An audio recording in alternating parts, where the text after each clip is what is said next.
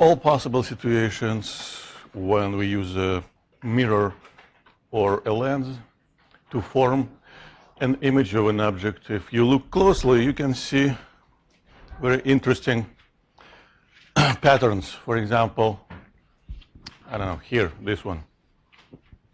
This image is virtual, and on the opposite side relative to the device. Yeah. Do we see any other images like that? No. This is on the other side of the device, but it's real.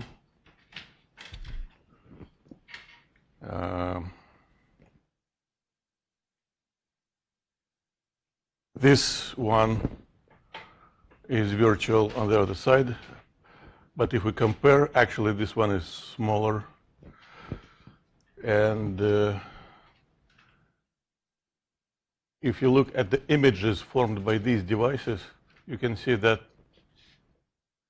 the location, the size, and the orientation of the image immediately tells us what device was used to form it.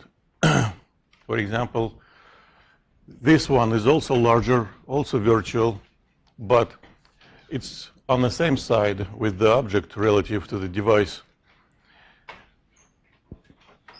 And we don't see any other images like that. That's the only one. So if we know the characteristics of an image, we know how it's been formed. So for example, what do you think is being used here to form that particular image?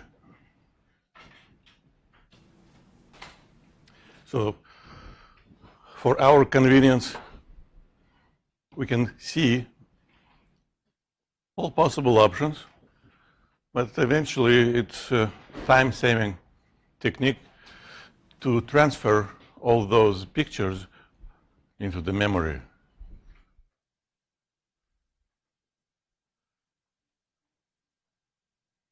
It's not really conceptual, it's just saving time. So, an image, we see it's upright and on another side smaller than the object. Out of 8 pictures, do we see a picture like that? So if you see a picture like that, you should pick a device which forms that image. And in this situation, what is that? What is that? This is how I'm asking always broadly. So let's see. We need a smaller, not at all, larger, smaller. Now we have to check also smaller, also on another side, but inverted, so doesn't work. That's the picture. That's how it works. And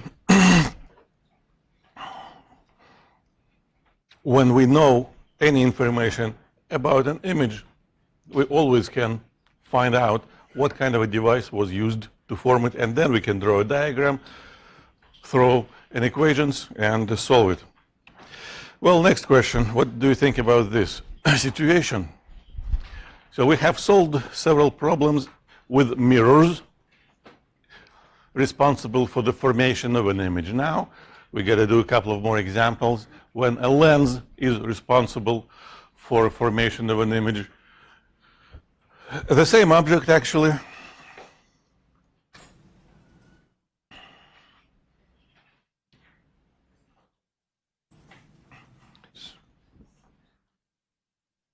I'm watching. That's what you're supposed to be doing. Everyone's supposed to be doing this. All right. A diagram. We cannot answer. this statement is too strong. We could have answered the question without a diagram or a picture, but we shouldn't.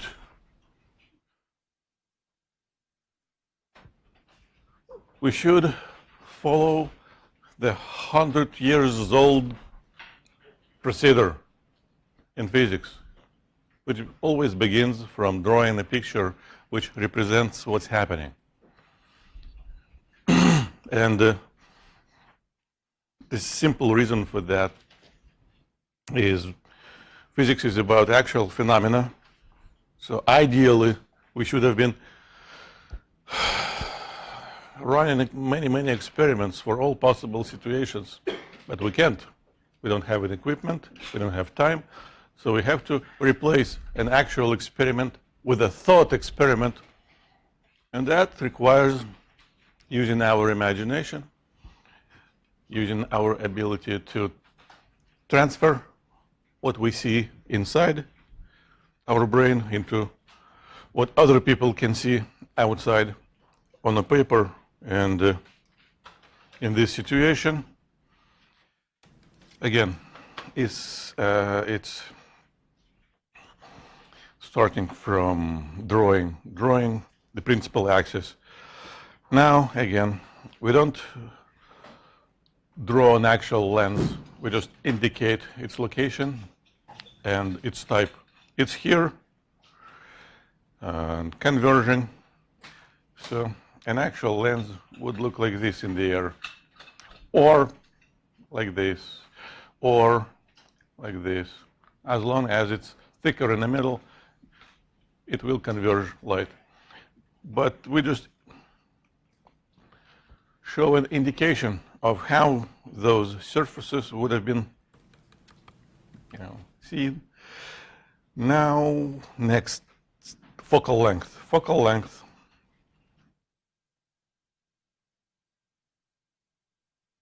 is 30 centimeters, and bless you, an object is placed 15 centimeters. That's the most important part of a picture. Where should we draw an object? And so in general, we can break the half of a space from the lens to the left in 3 regions, from infinity to doubled focal distance, between doubled focal distance and the focal distance, and between focal distance and the lens. That's why we have 3 cases for one lens. So we have to read numbers: 30, 15. 15 is shorter, so it's here. This is an object. That's the first part of a diagram. Second part is choosing 2 rays, drawing 2 rays, see where we have an image, and answer the question. And the survey says, forgetting first.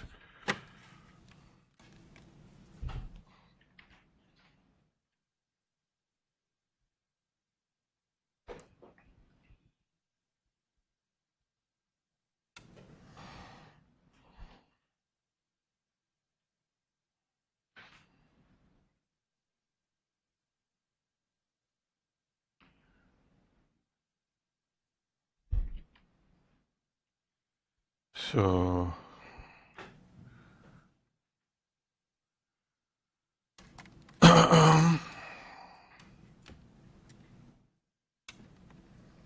the ray number 1, we always choose the ray number 1 to travel toward the lens parallel to the principal axis, because after it travels through the lens, how does it go? Through the focal point. Point number 1, point number 2, we need to connect these 2 points. Ray number 2 or 3, people do it differently. I always recommend draw a ray which goes through the middle of the lens, because it doesn't bend, it remains straight.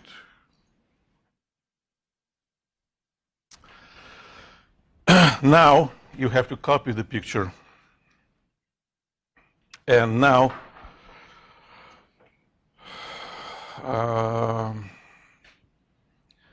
I need someone to keep the track of numbers of questions because I'm remembering the questions right now. Question number 3. The image is real, image is virtual. Same problem, same question. I want you to answer it again.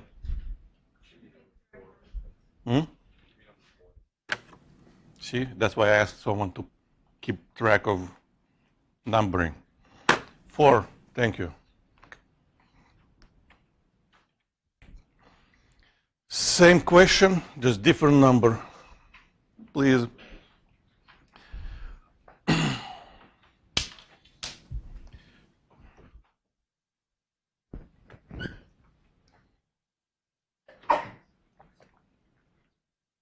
Bless you. So, same question. Same object, same optical device, same distances.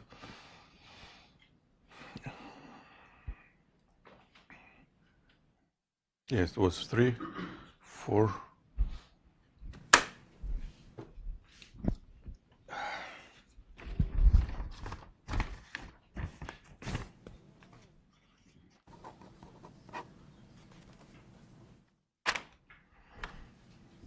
All my numbering goes off.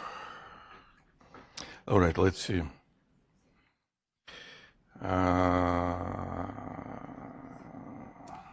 I see.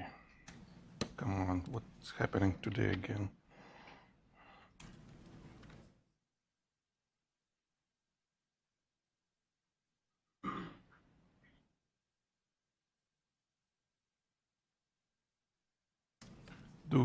So you answered.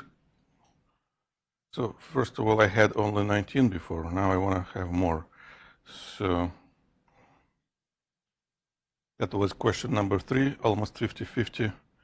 This is question number 4, and we can see how the distribution changed into the favor of the correct answer. So this was an experimental proof of the fact that picture helps. That's it. So initially, for the question number 3, we had 50-50 distribution. Now, more people said correctly that this image shouldn't be real. These rays do not converge. A real image only formed by actual light rays when they converge somewhere. This will be an image of this object, and then that's the most important part of the reasoning. Now we can just throw numbers in and just solve it. So 1 divided by f equals 1 divided by do plus 1 divided by di. 1 divided by 30 should be equal to 1 divided by 15 plus 1 divided by di. Do you actually recognize this equation? We have it solved before. Bless you, exactly the same equation. So that's going to be 1 over 30 minus 1 over 15, which is 1 minus 2 over 30, which is negative 1 over 30. And now di equals negative 30. First of all, my picture is not very accurate because technically 30 centimeters is here. So an image in this particular situation turns out to be located right at the focal point. Well, wherever, centimeters. It's negative. See, people sometimes confuse when the image distance should be negative. They say sometimes if it's on the left, it's positive. If it's on the right, it's negative. If you think so, that's not the rule. The rule says if the image is virtual, the image distance is negative, no matter where we can see it. If the image is real, the distance is positive. So not the location, not the orientation, virtuality or reality is important. And now, of course, we can, so that's the answer. Now, of course, we can calculate the size. We just use the same equation for the magnification. And it is larger than the object and positive because it is upright above the principal axis. That's it. Any questions? This is, again, a very standard way of reasoning, which actually not different at all from the way of reasoning we used for mirrors. So please use it again and answer this question, which now is number 5. So.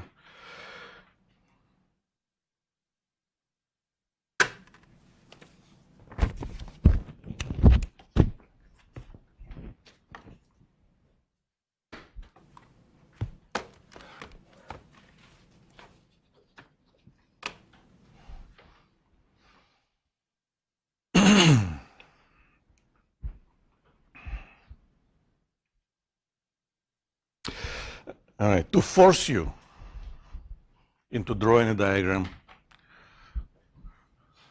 oh, you know what I'm going to ask you to do, right? To draw a diagram.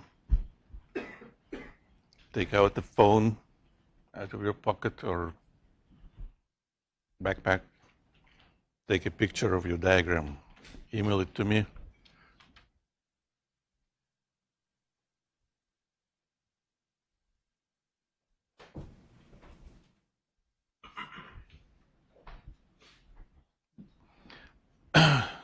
By the way, for people who will watch it later, I took pictures of these names. I have to. It's my responsibility to keep track. Nothing personal. All right, please draw a picture, take a phone, take a picture of your picture, send the picture of your picture.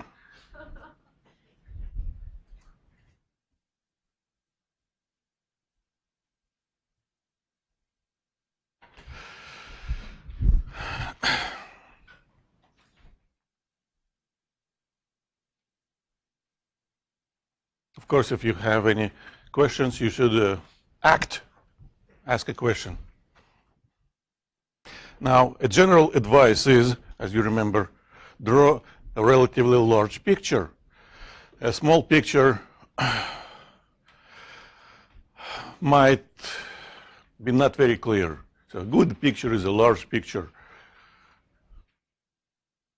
And a large picture normally would take like at least a quarter of a page.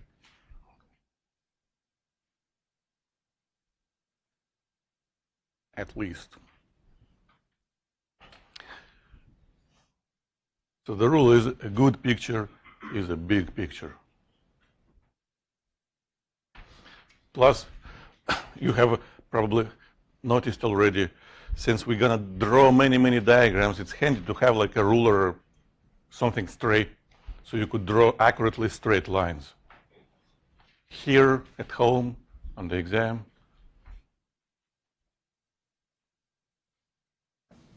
It's no secret. Since we've spent so much time on this topic, it's going to be at least one problem related to diagrams.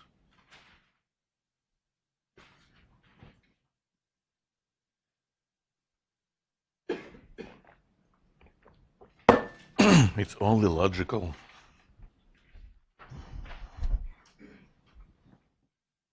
All right, let's check.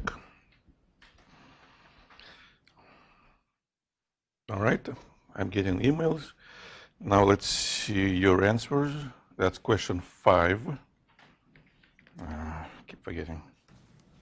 Switch the mode. Resend credentials.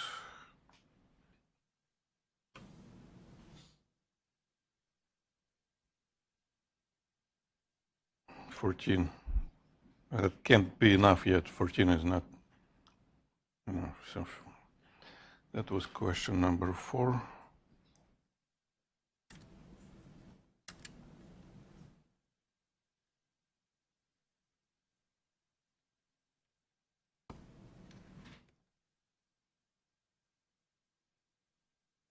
I mean number 3, this is number 4.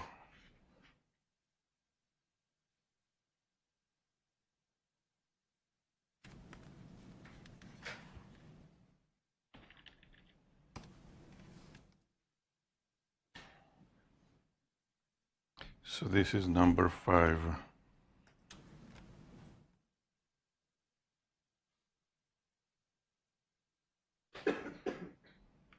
Well, we're getting somewhere. So, a diagram. Very important mental process, translating words into a pictorial representation of the situation. But the steps are always the same. Principal axis, the location of a lens. Now, the lens. Now, what type of the lens?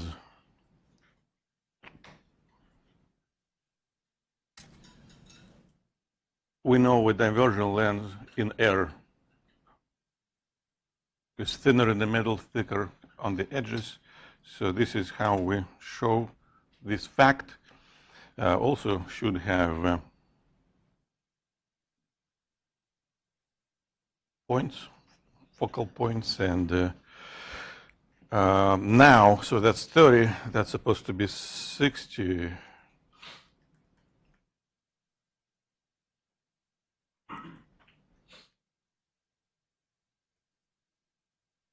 And this is where we place an object. 60, okay. And now we got to start drawing rays. So I choose always one ray which travels toward the optical device parallel to the principal axis, and the second one which travels through. And the one which travels through is the easiest one. We know it never bends, so it just gets through.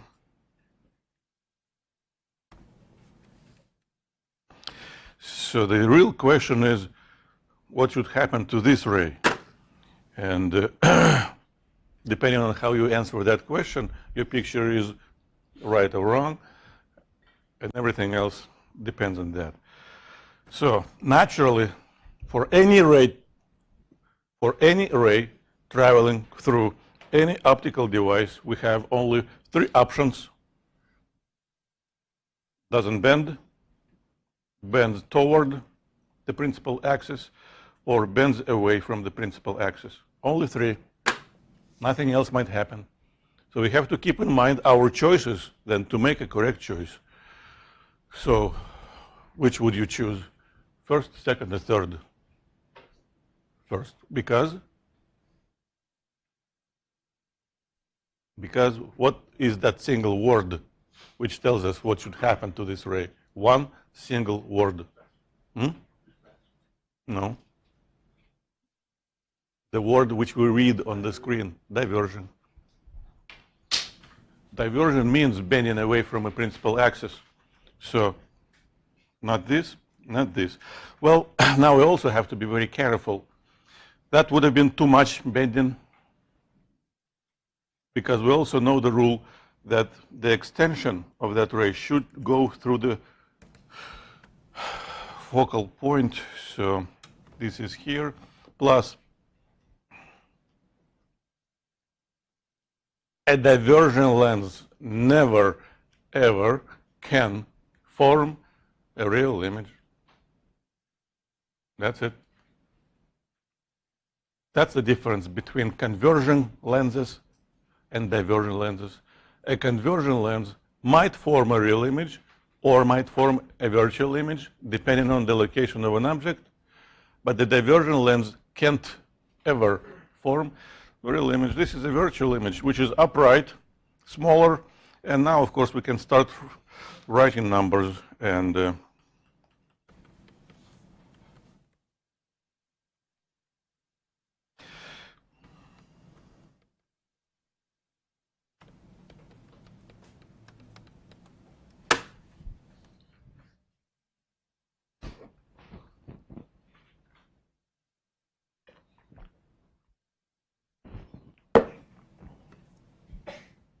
can't move on, I have to stop.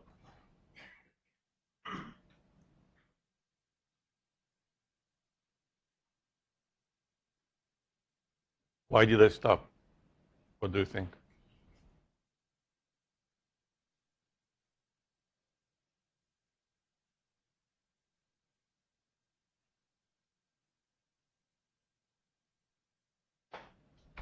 Anyone?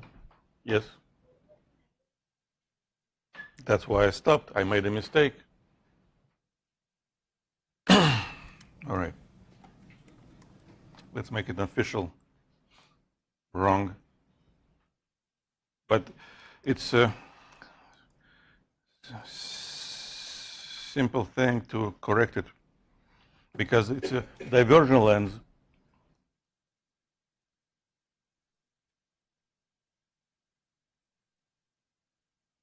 Focal distance must be negative. Now we can solve it. Let's add a slide.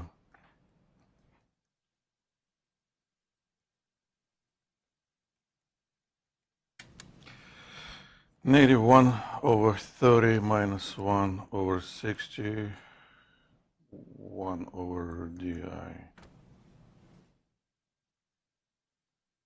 Negative 2 plus 1 over 60.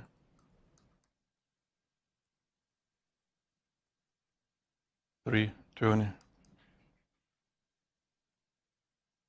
Right? A plus. That's it. If we keep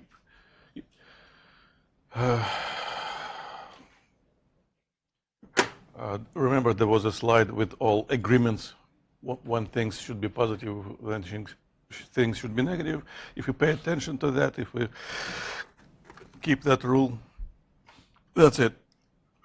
So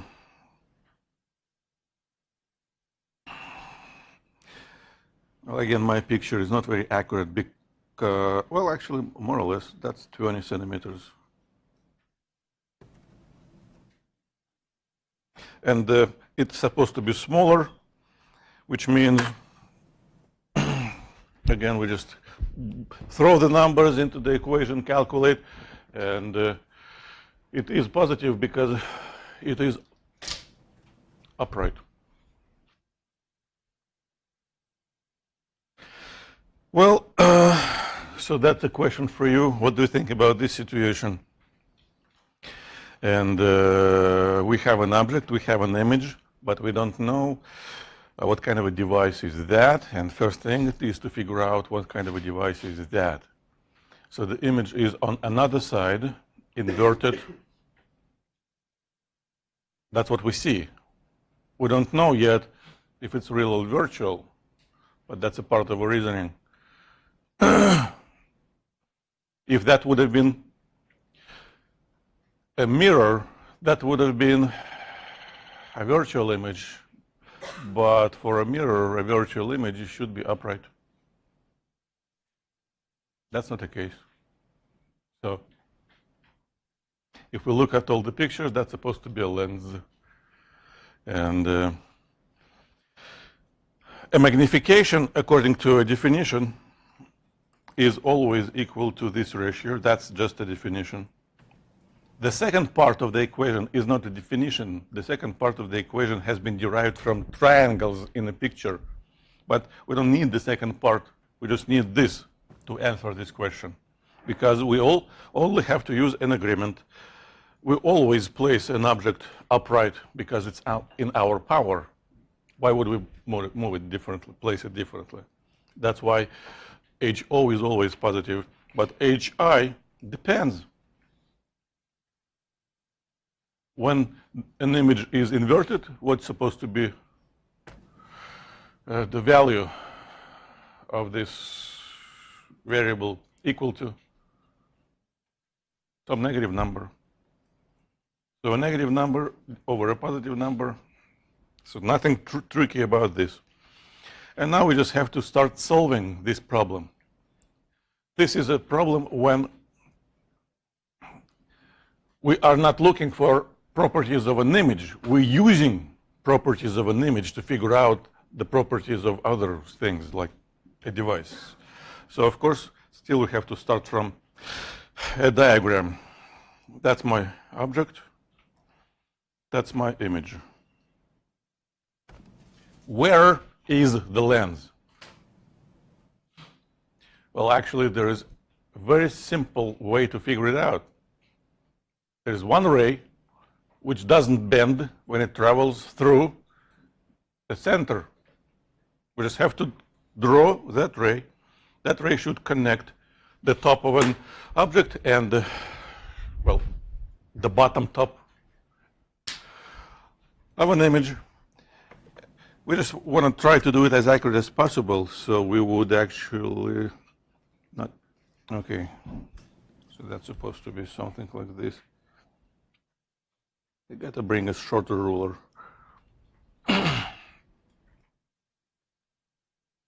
So we know this ray shouldn't bend.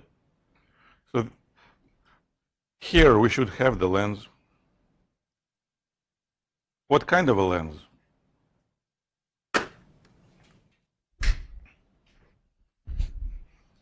A diversion or a conversion? Conversion. For a diversion lens, as we just saw, the image would be virtual and on the same side. Well, now we can add another ray. It should go like this. We actually don't have to, but it's handy. That's supposed to be the focal point. Now we can start writing equations. So 1 over f equals 1 over dO plus 1 over di. And we have to make a choice. For the actual value of the focal distance, should we write a 30 or a negative 30? That depends on this, right? For this lens, that's 30. So 1 over 30 equals 1 over, we cannot solve this equation. It has two unknowns, which means we need one more equation. And we have it for the magnification. That's the definition. This came from geometry, from triangles. You see triangles? I can see at least 1, 2, 3, 4, 5 triangles. And, well, how should I use this equation? Well, I should write 0.5 equals this.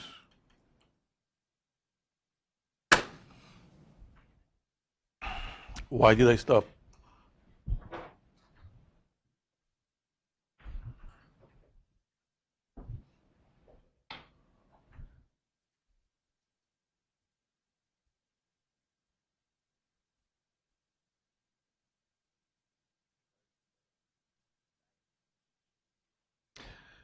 Well, you see, that's what people usually do. They skip part of the reasoning. First, I stop because I made a mistake. And the next part of reasoning, what mistake did I make? Magnification, of course. We just discussed it. So again, wrong. But is a fix. It has to be negative. Well, physics is done. Yes?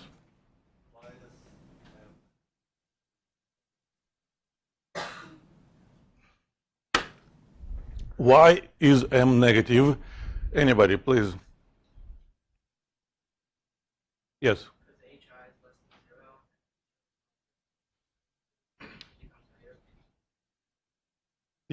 Did you hear it? Why do you put a negative sign before the...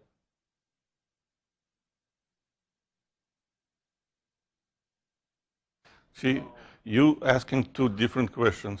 Why is M negative? That's one question. Why is this a minus? That's a different question. Pick a question. Only one. No, only one. You have to pick one question. Which is more important for you?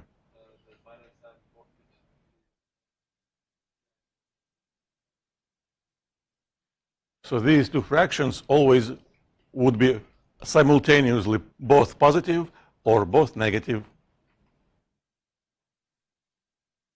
Because if hi is negative and di is positive, you would have some negative number be equal to positive number, which is impossible.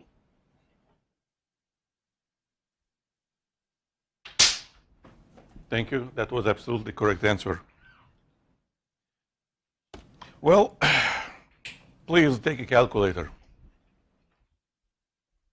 We still have office hours ahead if you have more questions.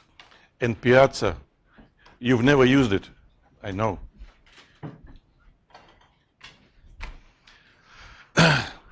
Moving on. This question is related to the law we've used already several times before, the Snell's law. So I'm asking you to use it one more time. In this situation, what we have is a ray traveling in a medium with high index of refraction, passes the boundary bit interface, travels into the medium with low index of refraction. That's how we call them. Well, these are specific media, water and air. So we got to write the law.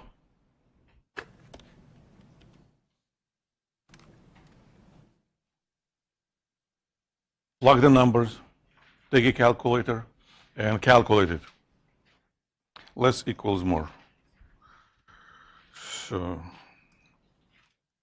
less than 76 equals 76. That's the question number 6. 7. What was 6? Okay, thank you. It doesn't matter. Question number 7. Yes. 6.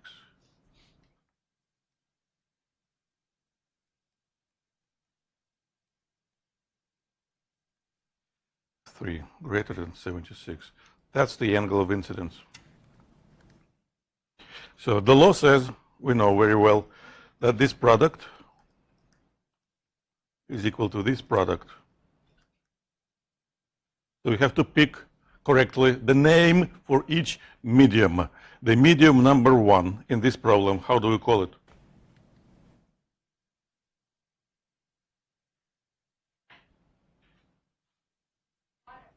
Thank you. So that leaves the air. So now we had to plug the numbers in. So 1.33 times sine 76, 1 times sine. Now we got to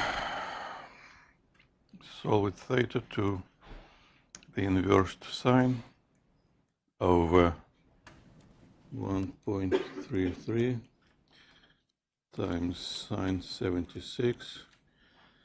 Now we have to plug it into the calculator. We'll look at the calculator.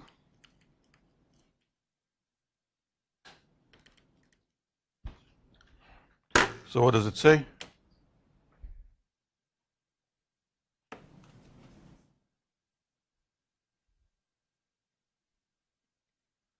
What does it say? Error.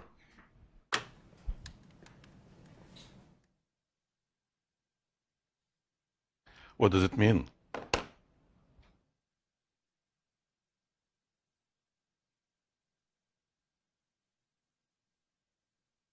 When we had a number for this angle, that meant that light was able to travel through the boundary from one medium into another medium. Now that number doesn't exist. What does it mean? What does logic tell us? Light cannot travel through through the boundary into another medium. So, no refraction. If there is no refraction, what's left?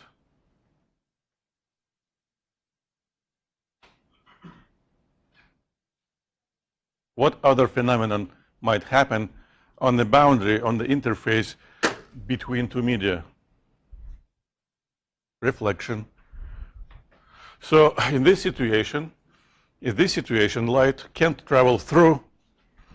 It must completely be reflected back into original medium. So this phenomenon has a name, total internal reflection, because the light gets totally reflected back into the medium number one. But that's not happening at any arbitrary angles. And actually, we have seen it last time, so let's just take a quick look one more time. Total internal reflection.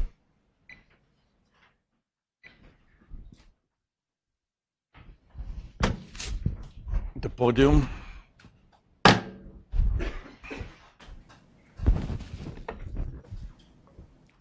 The mysterious liquid.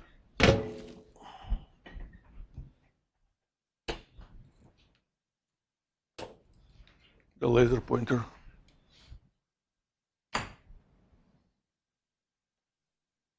Okay.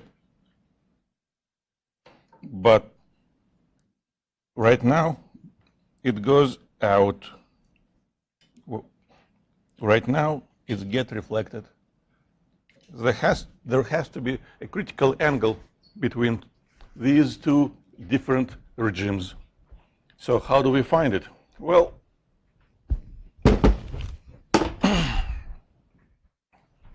it's actually a very simple task.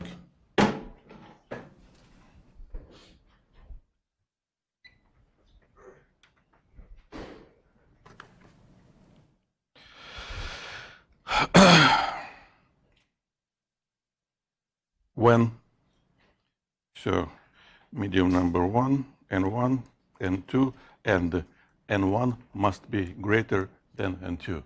And when angles are relatively small, light does travel through theta 1, theta 2.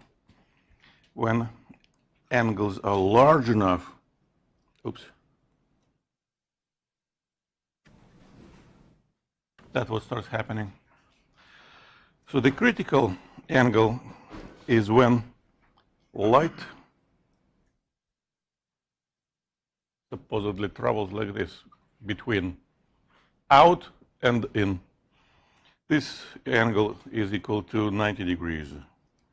That's what we call the critical angle. So if you write an equation, N1 times the sine of the critical angle supposed to be equal to N2 times the sine of 90 degrees. That's it. The sine of 90 equals what? 1. So this ratio always gives us a way to calculate the critical angle for these two media. And I've got the picture. Now, nowadays, we have actually very important practical application of that. Fiber optics.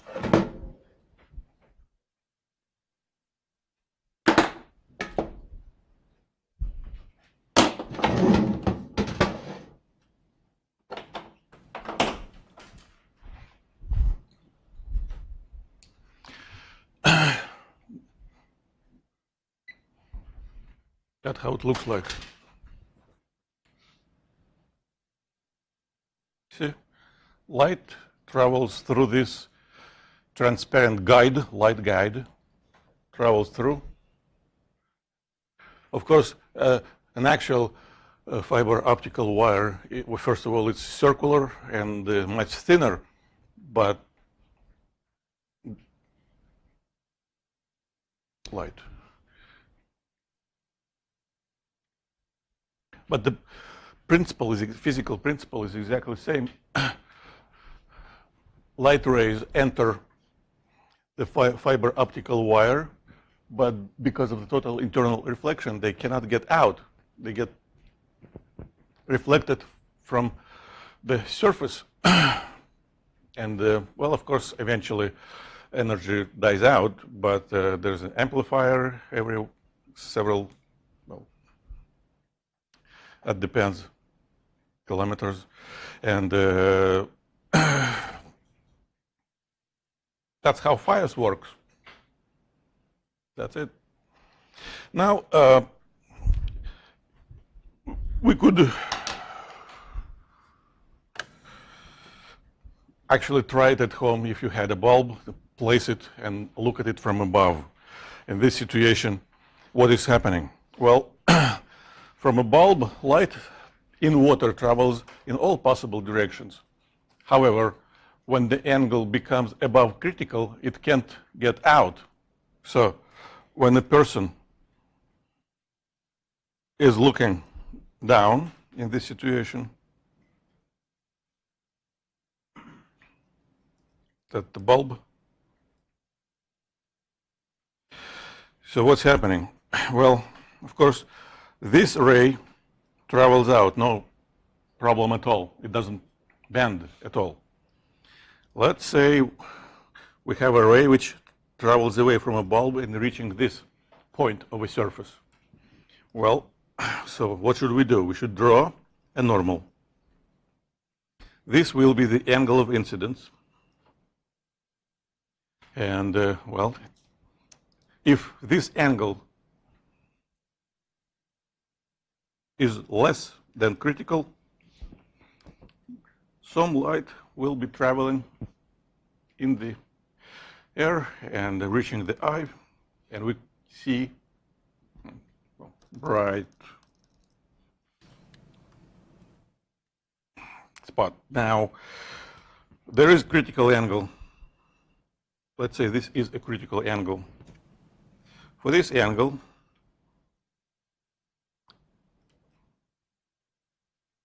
okay, there is no refraction anymore, and for all light rays above this angle, they just get reflected back in water. This is what we call total internal reflection. So this is refraction, reflection. So this will be that radius of a circle we are looking for. Beyond that point, there will be no light traveling out. And of course, this now is just a geometrical problem. This equals 1 meter. R is what we're looking for. In this right angle triangle, so this and this is the same angle, critical angle, theta critical.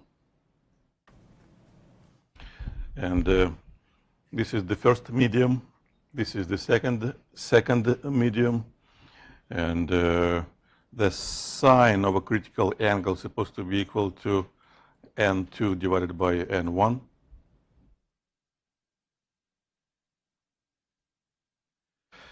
We could do some geometry and algebra combined and solve this problem without using any numbers, but the fastest way is just use numbers. So this equation tells us how to calculate the angle, a critical angle, which is theta 1 for this situation. And if we know critical angle, the radius we are looking for divided by the, well, how much deeper the bulb is than the surface is, that's supposed to be equal to the tangent of this angle. That's it.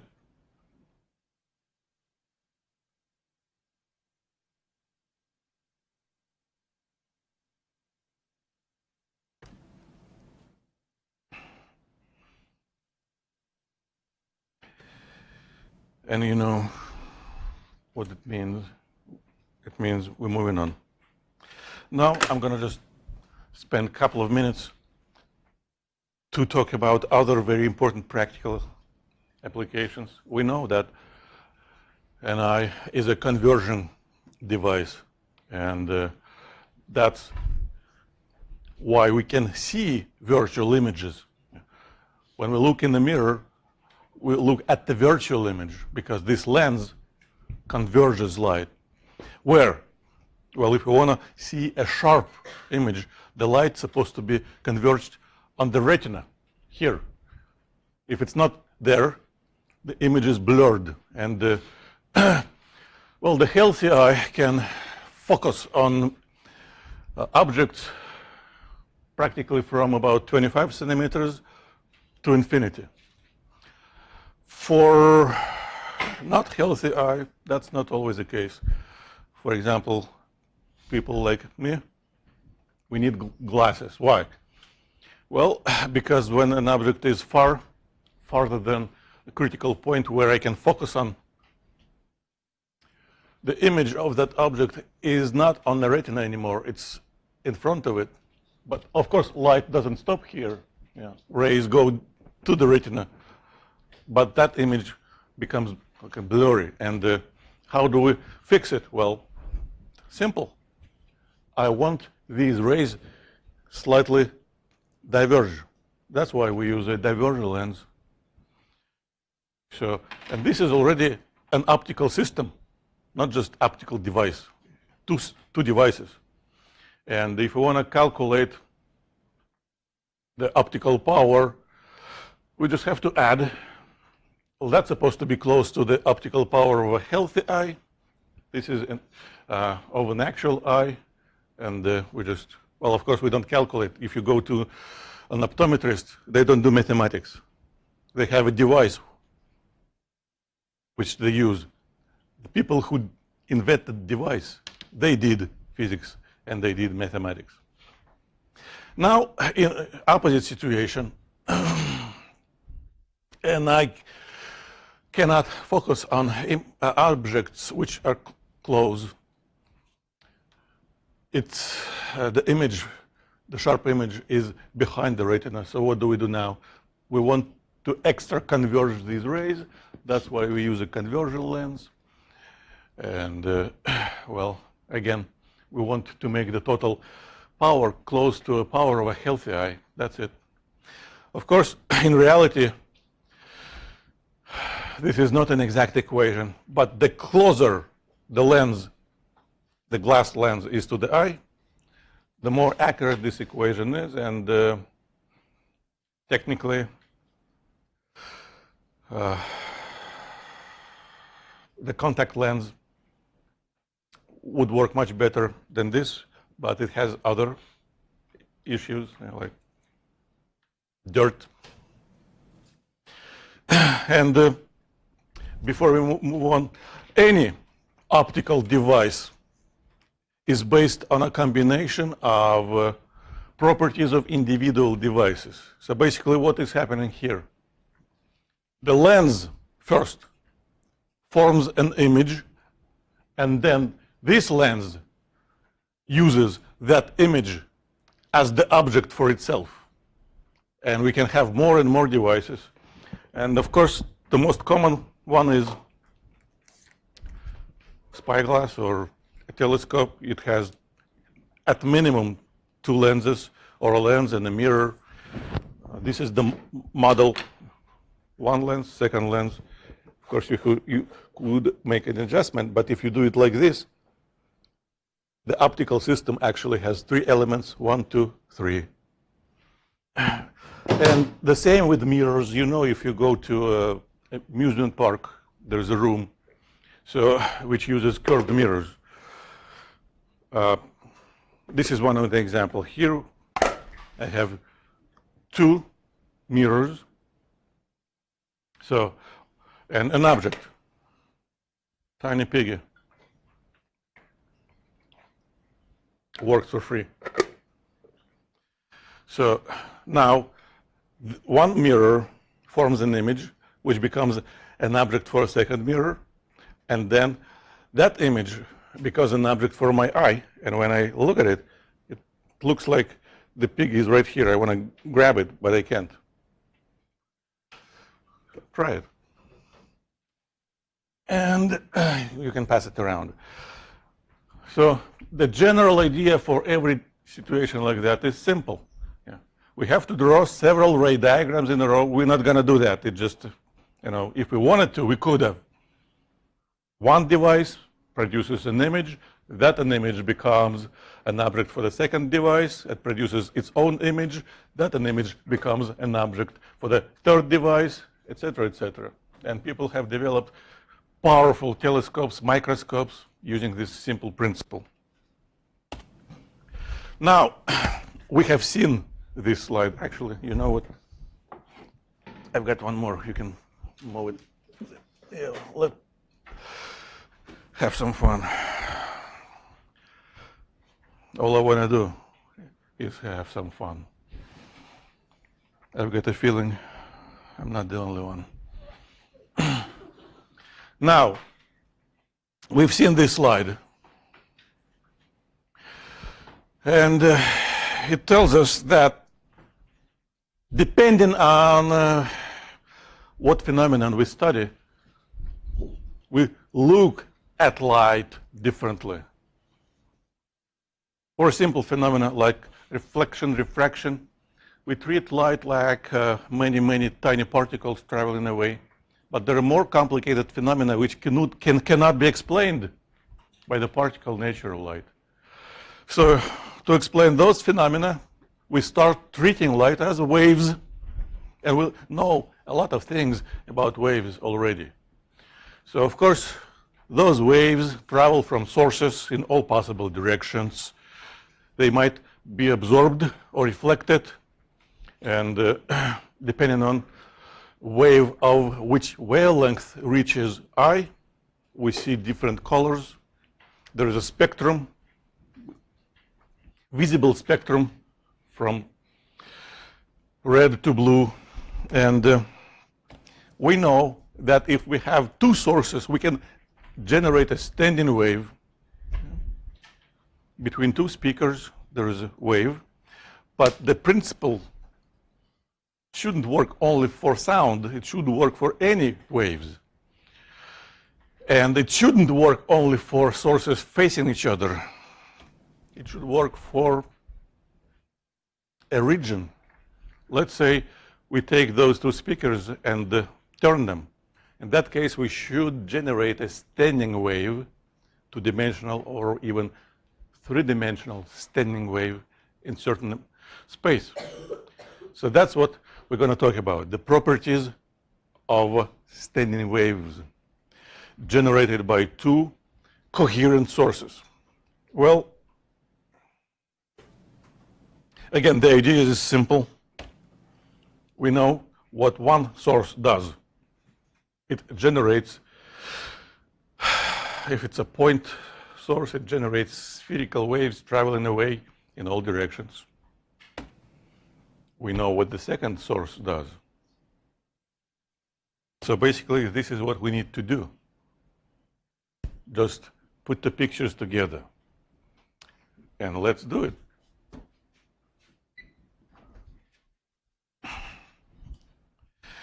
We can look at the situation using first a simple model.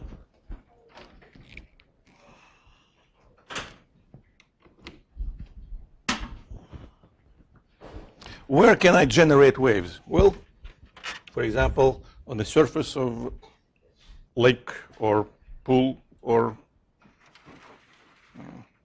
anything with water. All I need is a source. Actually, Doppler effect. So one source, spherical waves, second source, spherical waves. Now I gotta do, did you catch it?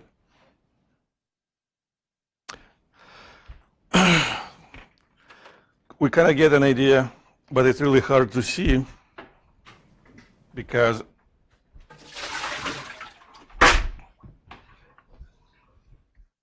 to see an actual interference, we would need a larger pool, faster moving sources. So we use a model.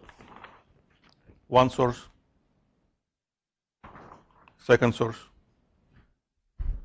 Here we can see how they overlap. So these lines represent fronts. First front, second, third. So sequence of fronts travel away. And here, what's happening here? Well, we know what should be happening There's displacement number 1, there's displacement number 2. The actual displacement is first plus second. So here we may have a situation when both waves have displacement up, crests. In that case, the resultant also is up. And, well, we know what should happen when we have two speakers with waves traveling toward each other. See? Right in the middle, we should have always an antinode. That represents the maximum of intensity of a standing wave. Intensity of what? If it's sound, intensity of sound. If it's light, intensity of light. So for the sound, if we would walk, we would hear something like this. Ooh, ooh, ooh, ooh. Maximum of intensity, nothing. But in physics, nothing we call minimum. Then maximum, then minimum. So in this situation, we got to observe exactly the same behavior. We don't have to be there. We can walk here. Still, we should observe exactly the same change in the intensity. Yeah, we walk. Ooh, ooh, ooh.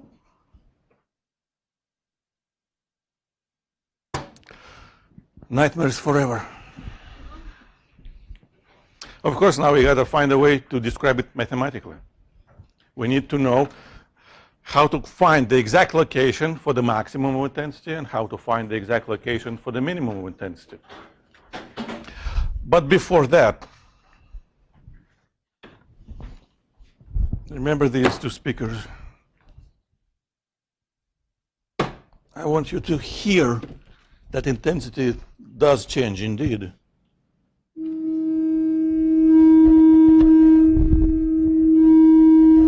So I just need to turn them to you. Now, you can try to move left or right. The motion is relative. So instead of making you move, I can move the speaker left or right, closer to you, away from you. And of course, this room is awful for this experiment. Too much echo, too much reflection from everything. Well, this room is generally awful. My room is much better. But you can see that intensity depends on the location where waves meet relative to the location of the sources.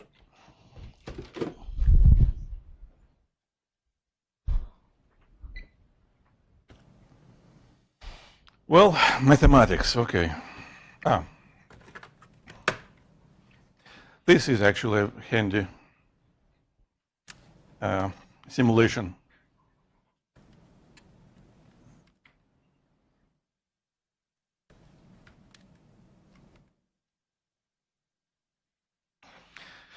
Here we have two sources making waves, and the color coding helps us to understand what is happening. We can move this point at different locations, and we can play with frequency, with distances, frequency. And you can see that there is a point, come on. Okay, like here, where nothing is happening at all. Right here, there is no motion at all. Or here, or here. Here, yeah, we can see dark red, dark blue, dark red, dark blue. So there are two different dark black locations. This, where it's dark just momentarily, but change is happening. And here, where it's always dark. So this means right here, there is no wave at all.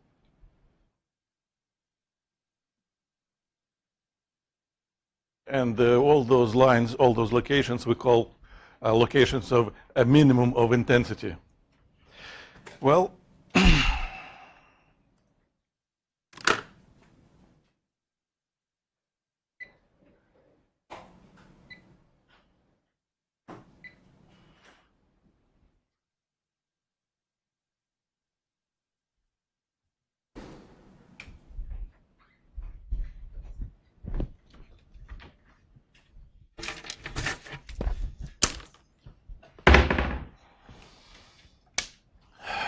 it's very important to be able to visualize what's happening. So we have two waves. One wave travels this way, second wave travels this way. But when we look at the wave like this, we don't really see where two crests or a crest and a trough overlap. If we want to look from above, we don't see the wave at all. So that's where we use a color coding. So in this wave, the crests marked by red color, troughs by blue color. But now I don't really need a wave anymore. All I need to see is red, blue, and this point is dark. That's where the equilibrium is located. So now all I need is two waves. One wave travels from a first source. Could have been a speaker or anything else. Here. Well, so wave travels in all directions, of course, but I need only one to see what's happening. Here I have a second source. So again, from this source, waves travel in all possible directions, and somewhere here, let's say they overlap. And this is a photograph, an instantaneous snapshot of these waves. So one wave travels like this. Yeah, trough, equilibrium, crest, equilibrium, trough, equilibrium, crest, equilibrium. That's why I used color coding. Same here. Well, actually, they have to be in phase. So they have to start from the same. All right. So trough, equilibrium, crest, equilibrium, trough, equilibrium, crest, equilibrium. Two waves. Now what's happening, say, here? From this wave, we should see a trough. And from this wave, we should see a crest. We actually have symbols for those directions. For the direction down, we have a symbol like this. That represents the instantaneous displacement. Okay, where is it? Okay, the instantaneous displacement of this wave at this location. But here, we probably should do it blue to preserve my color coding. At the same time, we should have a displacement up. And if these waves are coherent, have the same frequency, have the same amplitude, vector up and vector down, what should they do to each other? They should cancel each other out. That's how we can now analyze each point in the whole region. So right here, we actually should observe nothing, what we call a minimum of intensity. So this location represents a minimum. When should we have a maximum? We have two options for the maximum. When they both point up or simultaneously both point down. So when would they both point up? Well, it should be blue and blue, something like this. Now that's down, both point down. So blue and blue, two displacements down. So here we should have down and down y1, y2. So y equals 1, y1 plus y2. That should represent a maximum. Not for sale, make yourself, make your own. So, and now you can, of course, do more and more and more exploration. And you can see we should have locations where nothing is happening. Waves cancel each other out. We call it that we say here destructive interference is happening. Here constructive interference is happening. And of course there's something in between. Those points, not interesting, so we don't talk about those. We only talk about points when nothing is happening or oscillations, wave happens with maximum possible amplitude. So if that would be a sound wave, a person here would hear the loudest sound. A person here wouldn't hear anything at all.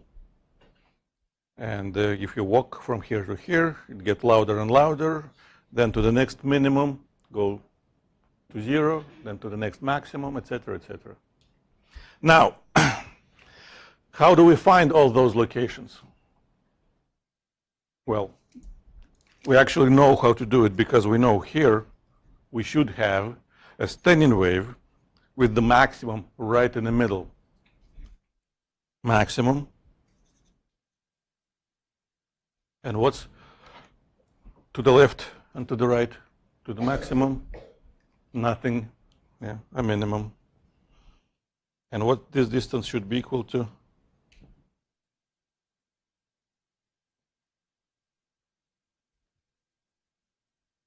From a maximum to the nearest minimum?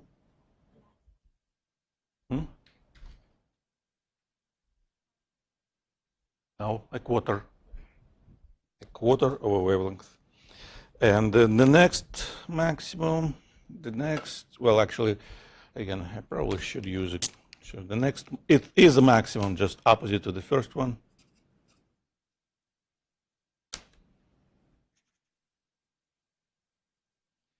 We've done it before, so nothing new, etc., etc. A minimum, a maximum, a minimum, a maximum, etc., etc., etc., etc. And of course, why do we have a maximum here? Because two waves in phase travel and reach in phase already. So, yeah, my scale doesn't fit this one. All right. But that's supposed to happen anywhere on this line, as long as distance traveled the same. We should observe the maximum of intensity. So this is not just a point. That's the whole line, all directions. Here, here, here, here. You should observe maximum of intensity. What about the minimum? Again, it's not just one point. It's supposed to be the whole line. Let's say this one.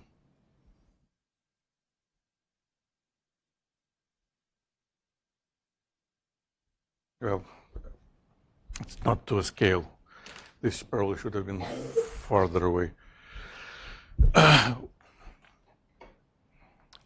So all those lines can be found by this method. We just look at the region between because we know what's happening in between. And then all those lines, okay, maximum, yeah. I should have preserved next time, next year. Now, mathematics. One wave travels to here, distance which we call, let's say, L1. Second wave travels to here, distance which we call L2. See, to reach this location where the minimum is happening, this wave should travel longer distance than this way. How much longer? If I want to calculate this difference, this is the path of the wave number one. This is the path of the wave number two. So this difference has a name: path length difference. For this particular point, we know that this distance is equal to a quarter of a wavelength. So mathematically, this minus this will be equal to what?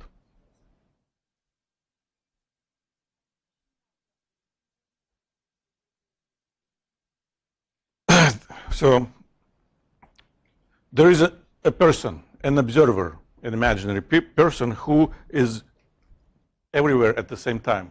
Very powerful guy. So when that person is here listening or watching, that person shouldn't hear anything or see anything. Well, unfortunately, I'm not transparent. But oh, that I can do.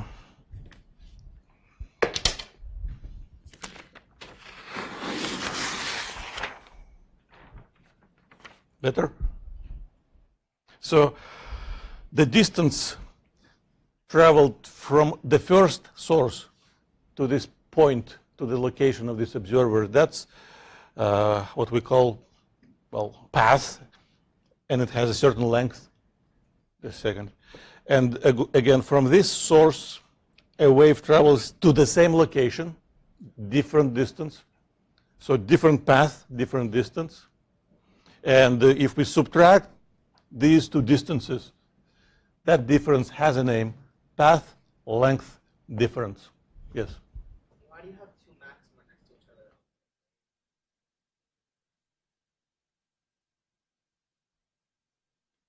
I don't know the actual arrangement. I know that on both sides to the first maximum, I must have a minimum. Nothing. We used to call it node. But if I move a quarter of a wavelength from a node, I must reach, again, an antinode, which now we call maximum, because relative to the observer, that should be a maximum intensity of a sound here, or he should observe maximum intensity of light here. But if we move another quarter of a wavelength, we should reach another location when there is nothing. And there are many locations like that with nothing.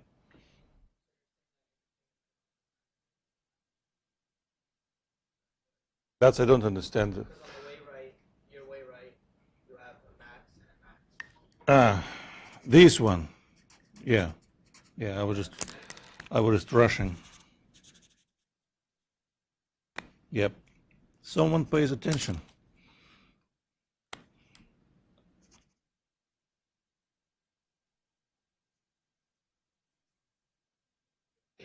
Black, blue, black, red, black, blue, etc., etc. Yeah. So this is a very important part of the reasoning. What number should I write? Or expression?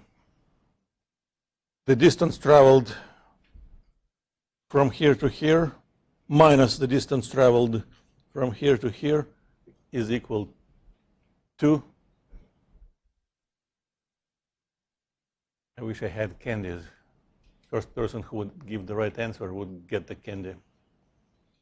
I can't give extra credit.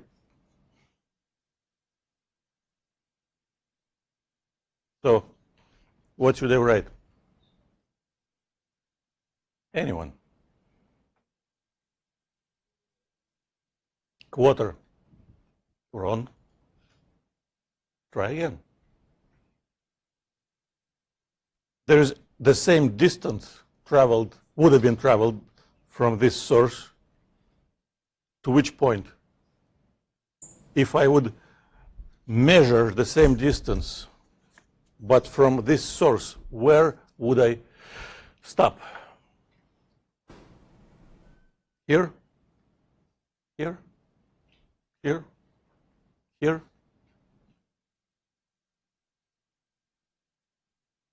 This distance from here to the minimum, which is the nearest to the center.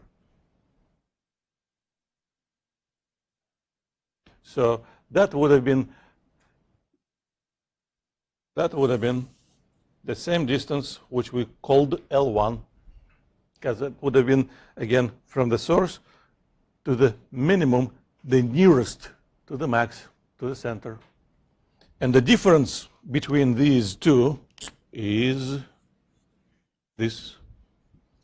So it's not a quarter, it's 2/4, or a wavelength. And now, if I go to any point on this line, and if I calculate this, well, this is a new length, number 1. This is a new length, number 2. But if I calculate the difference, I'm going to get exactly the same result again, and again, and again, and again.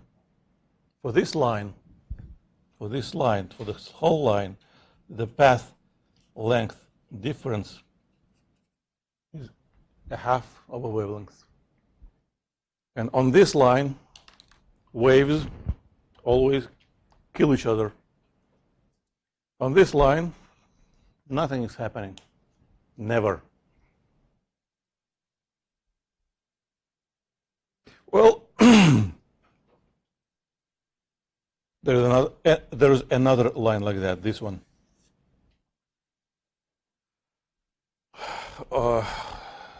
The path length difference, which is technically now is L1 minus L2, but we always use magnitudes, so L2 minus L1, L1 minus L2 still will be equal to a half of a wavelength. Now, what's gonna happen if we repeat exactly the same reasoning for the next minimum? So here, here, here, here, here.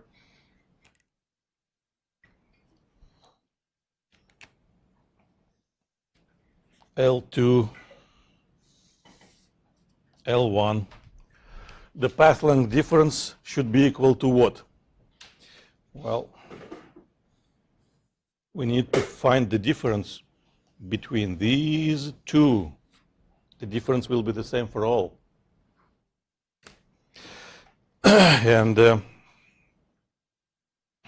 for this line, the path length difference will be equal to, what do you say? And that's part is geometry. So that the second minimum from the central, the second minimum from the central. So this is what we're looking for. 1, 2, 3, 4.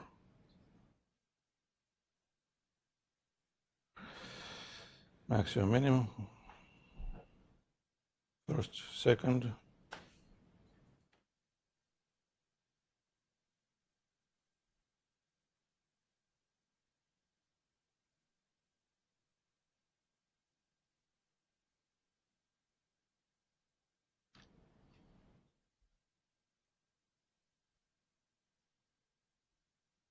Is my picture correct? But I know what I have to get in the end. Quarter, first minimum, maximum, second minimum. Quarter, first minimum, maximum, second minimum.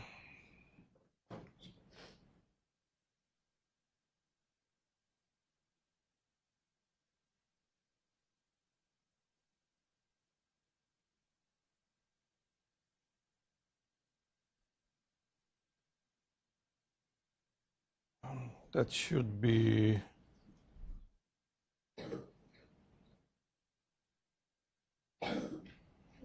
three and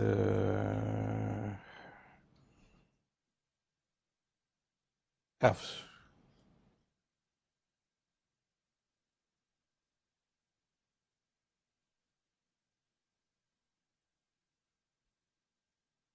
1/2, 3/2, 3/2.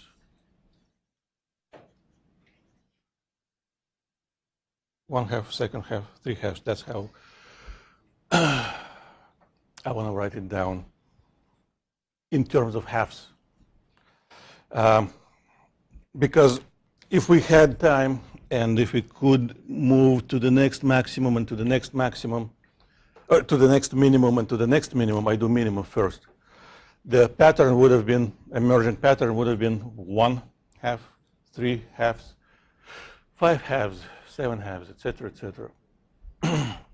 So when the path length difference will be equal to an odd number of halves, at that location we should observe nothing.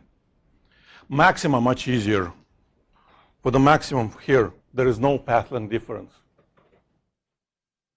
For the next maximum, that would be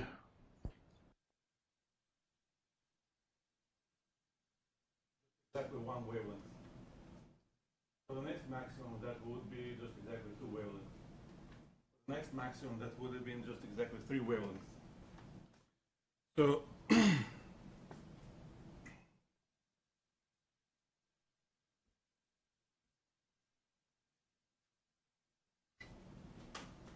of course, I've got all these slides handy.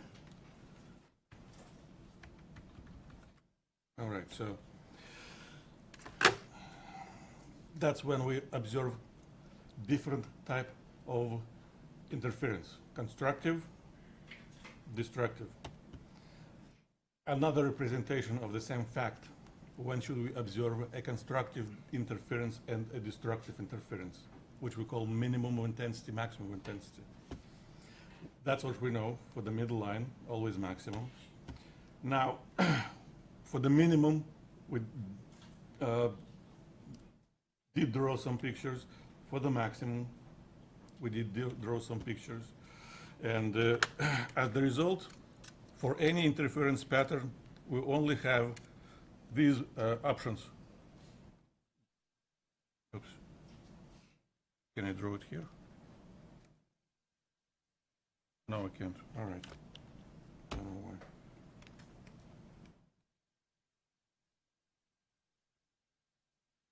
And the result depends on the path length difference. And to observe a maximum of intensity at a certain location, the constructive interference, we need to be able to fit a whole number, a natural number of wavelengths in the path length difference, or to observe a destructive interference, a minimum of intensity. We need to be able, well, this is how people write it in mathematics. But if you multiply by 2, divide by 2, that will give you an odd number of halves of the wavelength. All right, I'm going to pick up from this tomorrow. So this slide just is the summary of everything. I'm going to put this slide, and this is what we call conditions. The condition for the maximum, the condition for the minimum of intensity. Thank you. There's another little piggy somewhere. Let's bring it back. Good morning.